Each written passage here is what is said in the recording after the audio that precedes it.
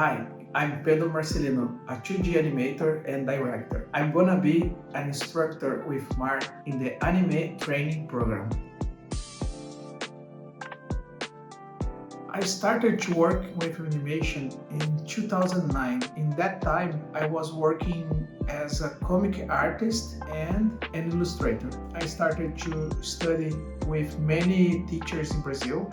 I also worked for feature films, short films, TV shows. After 10 years, I guess, I was aiming to work with Japanese animation.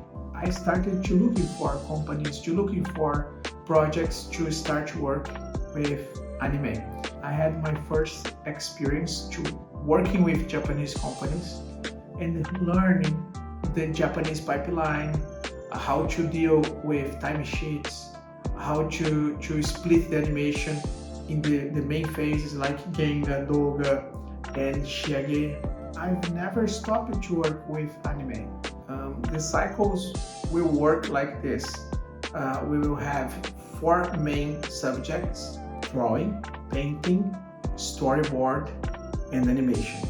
We will work for 1 month in one of these subjects and then go to the second, third, and fourth. And after 4 months, we will finish the first cycle. The first cycle is the fundamentals. The second cycle is the most advanced techniques. And the third cycle is the details related with the Japanese anime industry. For example, how to create a character sete, Japanese version of the model sheets. How to paint properly a background. How to create storyboards in the Japanese anime. What's the difference between e-conte and the storyboards? And the details, for example, the number of frames, the cuts, the difference to work with cuts versus scenes, how we were working in the Western.